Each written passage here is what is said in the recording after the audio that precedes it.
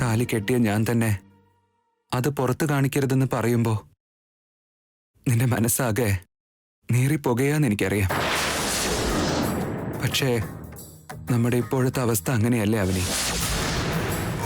ആ വേദനയ്ക്ക് പകരമായിട്ട് നിന്നെ എന്റെ കൃഷ്ണമണി പോലെ നോക്കിക്കോളാം.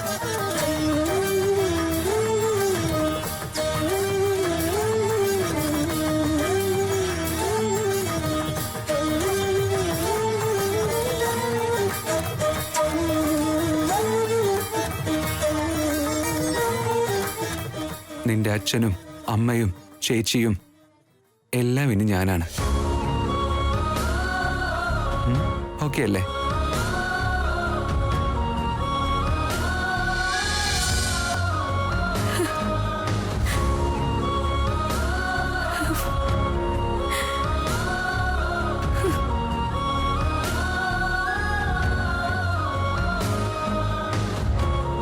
ഞാൻ പിന്നെ വരാം.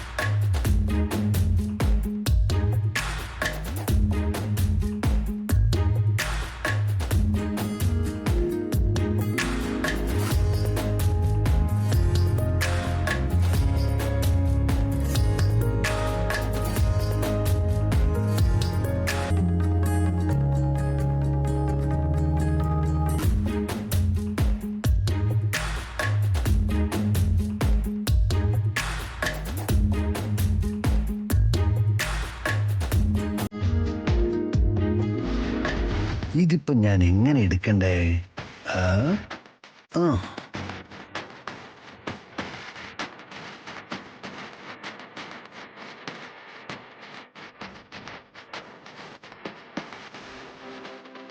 എന്താ ഇത്ര കൂലങ്കഷമായി ചിന്തിക്കുന്നത്? ബ്രെയിനിനകത്ത് എന്തെങ്കിലും ഡൗട്ട് ഉണ്ടായി കഴിഞ്ഞാൽ വേണ്ടെന്ന് പറഞ്ഞാലും പിന്നെ ടെൻഷൻ ഉണ്ടാക്കിക്കൊണ്ടിരിക്കും. എന്ത് ഡൗട്ട്? എന്താന്ന് വെച്ചാൽ പറയുന്നതിനേക്കാൾ ചെയ്ത് കാണിക്കുന്നതിനാണ് കൂടുതൽ ഭംഗി.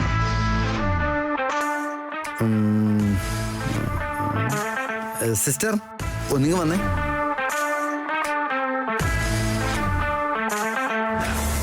ആ ഇവിടെ നിൽക്കേ.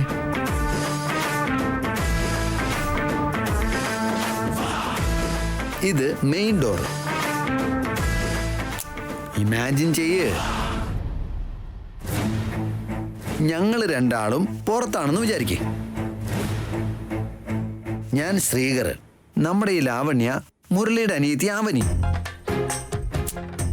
വെറുതെ ഒന്ന് ഇമാജിൻ ചെയ്യ്. എടി അകത്തേക്ക് കയറി വരാൻ വേണ്ടി പറഞ്ഞേ, അമ്മ പറയും പോലെ. അവിടെ നിൽക്കുന്നത് എന്താ? അകത്തേക്ക് വരൂ. ആ ആ ആ അകത്തേക്ക് വരൂ.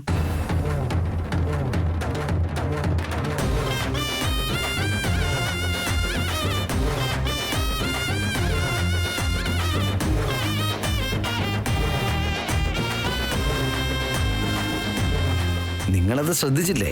എന്താ ശ്രദ്ധിക്കേണ്ടത്? ആ അവനീനെ വീട്ടിലേക്ക് കൊണ്ടുവന്നപ്പോ നിങ്ങൾ ശ്രദ്ധിക്കാതിരുന്നപ്പോഴും ഞാൻ വളരെ കൃത്യമായി നോക്കി. എന്താ ശ്രദ്ധിച്ചത്? ഇപ്പൊ ഞങ്ങൾ വന്നതുപോലെ മുമ്പിലൊരാളും പുറകിലൊരാളുമായിട്ടല്ല വന്നത്. രണ്ടാളും ഒരുമിച്ചാണ് കാല് വെച്ചത്. അതും വലത് കാല് മുന്നോട്ട് വെച്ച്.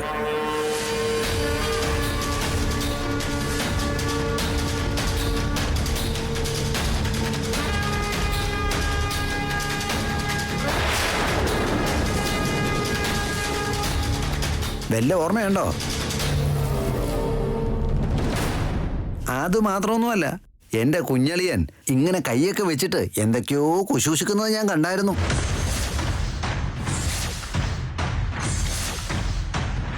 അകത്തോട്ട് കയറിയപ്പോഴും ഒരാൾ മറ്റൊരാളെ നോക്കിയിട്ടാ കയറിയത്.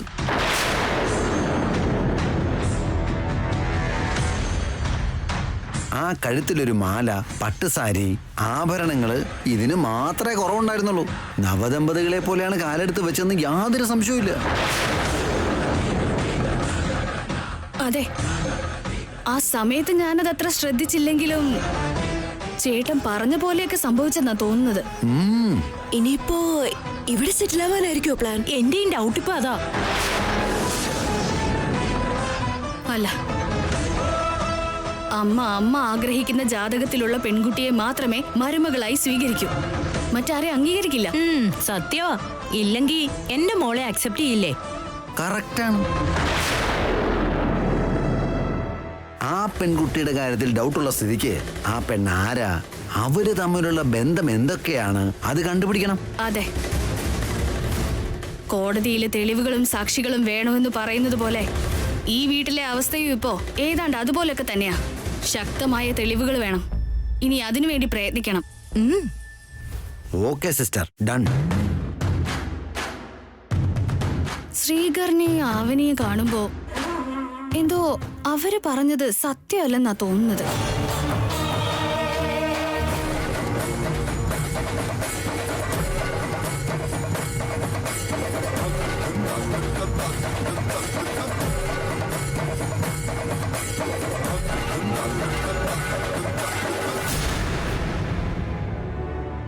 കേറുമേ.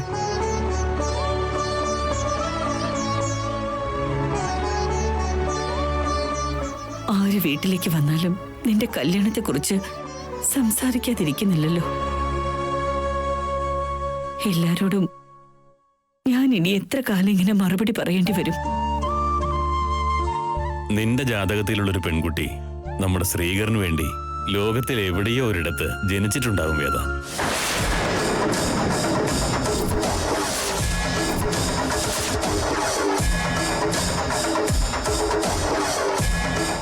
ആ ഭാഗ്യജാതകമുള്ള കുട്ടി വരുന്നതുവരെ നമ്മളെല്ലാം സഹിച്ചേ പറ്റൂ.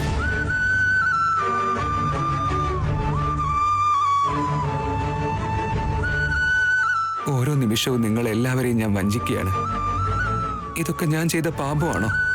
എനിക്ക് മനസ്സിലാവുന്നില്ല. എങ്കിൽ പോയാലോ? വാ അമ്മേ.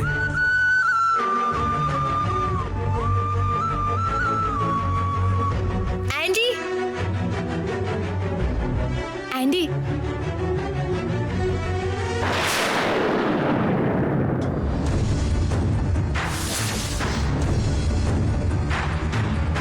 എന്റേത് നിങ്ങൾ ആഗ്രഹിക്കുന്ന ജാതകമല്ല അമ്മേ. എന്നെ ഓർമ്മയുണ്ടോ ആന്റി? ഒരു ജന്മത്തിൽ മറക്കാൻ കഴിയാത്തത്ര ചതിയല്ലേ എന്നോട് ചെയ്തത്.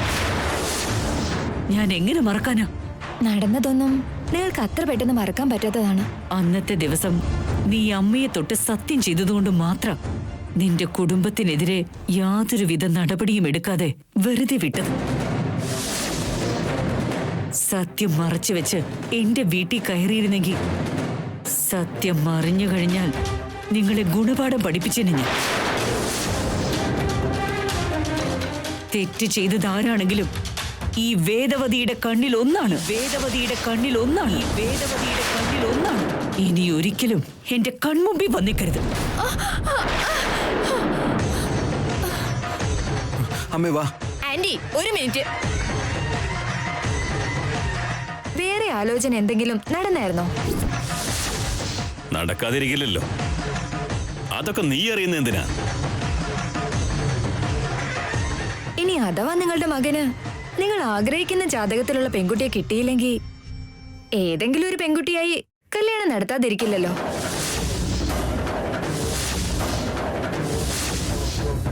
അങ്ങനെ എന്തെങ്കിലും സിറ്റുവേഷൻ ഉണ്ടായാ എന്നെ മറന്നു പോകരുത്.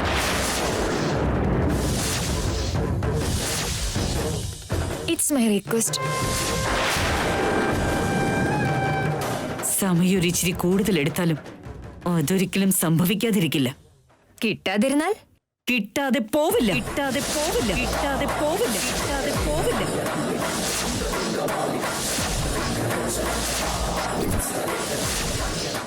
അമ്മയെ ഇമോഷണൽ ആക്കുന്ന ഒരു സിറ്റുവേഷൻ ക്രിയേറ്റ് ചെയ്യല്ലേ പവിത്ര. അന്നേ ദിവസം നിങ്ങൾ എന്നോട് പേഴ്സണലായി സംസാരിക്കാൻ വന്നപ്പോ ഞാൻ മറ്റൊരു പെൺകുട്ടിയെ ഇഷ്ടത്തിലാണ്, ഈ കല്യാണം എനിക്ക് ഇഷ്ടമല്ലാന്ന് സിനിമയിൽ കാണുന്ന പോലെ പറയൂന്ന് കരുതി ഞാൻ പേടിച്ചെന്ന് തന്നെ കരുതിക്കും. നീ ആവശ്യമില്ലാത്തത് പറയരുത്. എന്റെ മകൻ ഒരിക്കലും അങ്ങനെ ചെയ്യില്ല. കല്യാണക്കാരി എങ്ങനെ വൈകിപ്പിച്ച നിങ്ങളുടെ മകൻ നിങ്ങളോട് പോലും പറയാതെ ആരെങ്കിലും ഒരാളെ കല്യാണം കഴിക്കാൻ സാധ്യതയുണ്ടല്ലോ. നീ നിർത്തുന്നുണ്ടോ? നീ നിർത്തുന്നുണ്ടോ? നീ നിർത്തുന്നുണ്ടോ?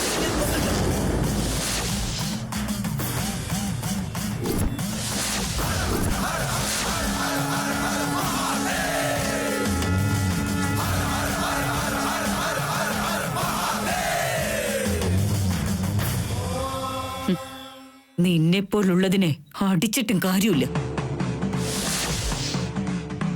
ഇനി ഒരിക്കൽ കൂടി നീ ഇതുപോലെ സംസാരിച്ചാൽ നന്നായിരിക്കില്ല. നീ എന്താ എന്റെ മകനെ കുറിച്ച് കരുതിയത്? അമ്മ കൂടെ ഉള്ളപ്പോഴും അമ്മ കൂടെ ഇല്ലാത്തപ്പോഴും രണ്ട് വിധത്തിൽ പ്രവർത്തിക്കുമെന്ന് നിനക്ക് തോന്നുന്നുണ്ടോ?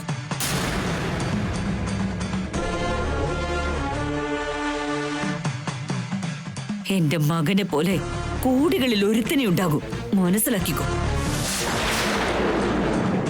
എന്റെ മകൻ അതുല്യനാണ്, ദൈവം തന്ന വരം.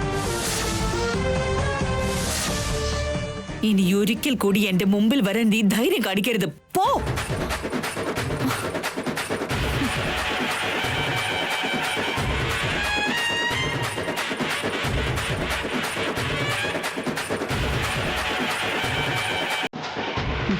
ഇവളല്ലാതെ എന്റെ മകന് മറ്റൊരുത്തിയെ കിട്ടാത്ത പോലെ സംസാരിക്കുന്നു.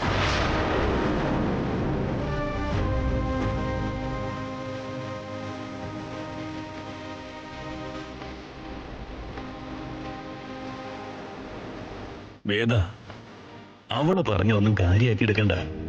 ഞാൻ പറഞ്ഞില്ലേ, നമ്മുടെ മരുമകൾ എവിടെയോ ഒരിടത്തുണ്ടാകും. നമ്മുടെ മുന്നിലേക്ക് എത്താൻ താമസമുണ്ടെന്ന് മാത്രം.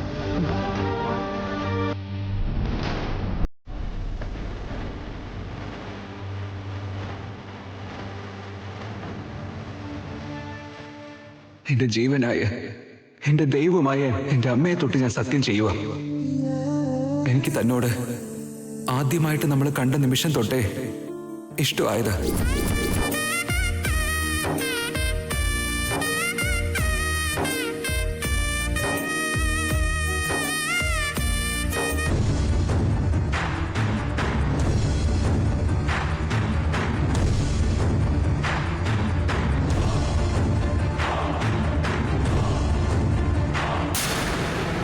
അവന് വലതുകാല് വെച്ച വീട്ടിലേക്ക് കയറിതെന്ന് അച്ഛൻ പറഞ്ഞ ആ സമയം തൊട്ട് അതിലെന്തെങ്കിലും കഴമ്പുണ്ടാവോന്ന് എനിക്കിപ്പോ നല്ല ഡൗട്ടുണ്ട് ചേച്ചി.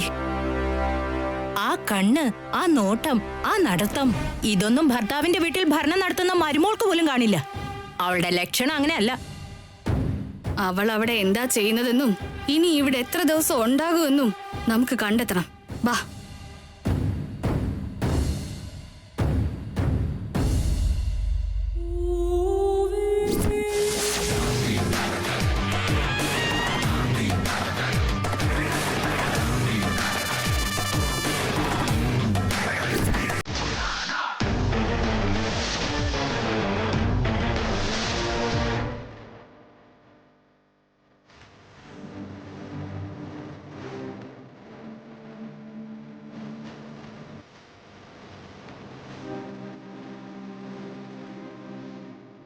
അദ്ദേഹത്തിന്റെ പ്രണയത്തെക്കുറിച്ച് അദ്ദേഹം എന്നോട് പറഞ്ഞതുപോലെ വീട്ടിലുള്ളവരെയും പറഞ്ഞു മനസ്സിലാക്കിയിരുന്നെങ്കിൽ സ്റ്റേഷനിൽ വെച്ച് കല്യാണം നടക്കുന്ന ഒരവസ്ഥ ഉണ്ടാവില്ലായിരുന്നു.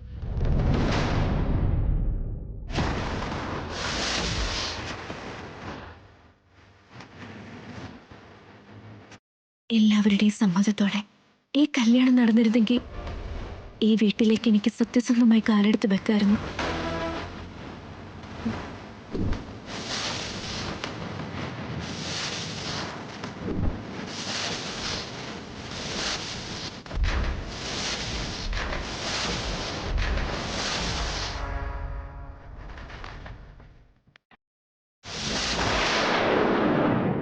അവനി,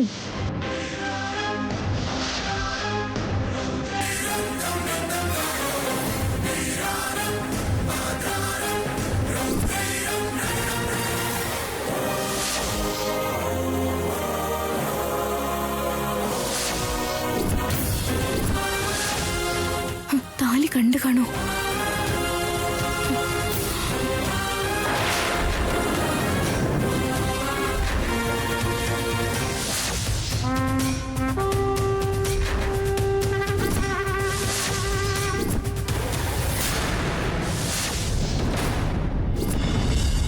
വരാൻ പാടില്ലാത്ത ആരോ വന്ന പോലെ, കാണാൻ പാടില്ലാത്ത എന്തോ കണ്ട പോലെ ഇത്ര പേടിയോടെ എന്താ നോക്കുന്നത് അവനി? അങ്ങനെയൊന്നും ഇല്ലല്ലോ. അങ്ങനെ പറയുന്നവരാണ് എന്തൊക്കെയോ ഒളിച്ചു വെക്കാറ്. എന്തുണ്ടാവാനാന്നേ? എന്തെങ്കിലും ഉണ്ടെങ്കിൽ എത്ര കാലം മറച്ചു വെക്കാനടി? ഇരുന്നോളൂ. ഞങ്ങളുടെ വീട്ടില് ഞങ്ങളാണോ അതിഥികൾ? അത് കാഷ്വലായിട്ട് പറഞ്ഞതാന്നേ. അപ്പോ മനസ്സോടെ പറഞ്ഞതല്ലെന്നോ? നിറഞ്ഞ മനസ്സോടെ തന്നെ പറഞ്ഞേ. എനിക്കങ്ങനെ തോന്നുന്നില്ല. അത് ശരി, താൻ ഇവിടെ എത്ര ദിവസം ഉണ്ടാവും? വന്നിട്ട് ഒരു ദിവസം ആയപ്പോഴേക്കും അതിഥികളോട് ആരെങ്കിലും ഇങ്ങനെ ചോദിക്കോ എന്നാണോ ആലോചിക്കുന്നത്? ഞങ്ങൾ ഇങ്ങനെയാ, ഫോർമാലിറ്റീസ് ഒന്നുമില്ല. അമ്മയ്ക്ക് പ്രാണവേദന ഉള്ളപ്പോ മോക്ക് വീണവായനയെന്ന് പറഞ്ഞതുപോലെയാ അവസ്ഥ. അതെന്താ ആന്റി നിങ്ങൾ അങ്ങനെ പറഞ്ഞത്? എന്റെ നാത്തൂൻ കൃത്യമായിട്ടാ പറഞ്ഞത്. നീ ഈ വീട്ടിലേക്ക് കയറി വന്നപ്പോ തന്നെ ഞങ്ങൾക്ക് എല്ലാവർക്കും പ്രാണവേദന തുടങ്ങിക്കഴിഞ്ഞു. നിങ്ങൾ ഇത്ര ബുദ്ധിമുട്ടാ മാത്രം ഞാൻ എന്താ ചെയ്തത്? അങ്ങനെ പറഞ്ഞു ഒഴിയൊന്നും വേണ്ട. നീ എപ്പോഴാ പോന്നേന്ന് പറ. ആന്റി അത് ചോദിക്കുന്ന ചോദ്യത്തിന് ഉടനെ ഉത്തരം പറയാത്ത ആളുകളോട് കുറച്ച് ജാഗരൂകരാകണമെന്ന് എന്റെ അമ്മ പറയാറുണ്ട്. ഒട്ടകത്തിന് പണ്ട് അറബി സ്ഥലം കൊടുത്ത പോലെ ഇവിടെ അങ്ങ് കൂടാൻ പോവാണോടി?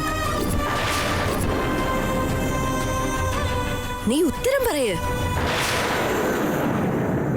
ഇപ്പൊ നിങ്ങൾ ചോദിച്ച ചോദ്യങ്ങൾക്ക് എനിക്ക് പറയാൻ ഉത്തരങ്ങളില്ല. ഉത്തരവില്ലെന്ന് പറഞ്ഞത് ബുദ്ധിയുള്ള ഒരു ഉത്തരവായിട്ട് തന്നെ തോന്നുന്നുണ്ട്.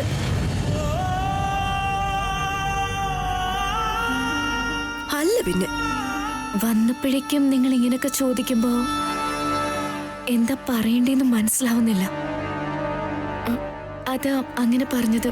അല്ലാതെ നീ ഒരാഴ്ച നിന്നാലും 10 ദിവസം നിന്നാലും കുഴപ്പമില്ല. ഇവിടെ ഉള്ളിടത്തോളം കാലം നീ കുറച്ച് കണ്ടീഷൻസ് പാലിക്കേണ്ടി വരും. അതെന്താന്നറിയാവോ? എന്റെ ശ്രീകരേട്ടനോട് അധികം സംസാരിക്കാൻ പാടില്ല. അടുത്തിടപഴകരുത്. മനസ്സിലായോ നിനക്ക്? അങ്ങനെ പറഞ്ഞ എങ്ങനെ മനസ്സിലാവും? ഞാൻ പറയാം, നിക്ക്. അതെ, എന്റെ മകൾക്ക് എന്റെ അനിയനെ വലിയ ഇഷ്ടാ. ഇഷ്ടമല്ലമ്മേ, പ്രാണനാ. അതെന്നെ. എപ്പോഴാണെങ്കിലും എന്റെ അനിയനെ കല്യാണം കഴിക്കുന്നത് എന്റെ മകളായിരിക്കും. മറ്റൊരാളുടെ ഒരു വസ്തു എടുക്കുന്നത് തെറ്റാണെന്നും മറ്റൊരാളുടെ പുരുഷനെ ആഗ്രഹിക്കുന്നത്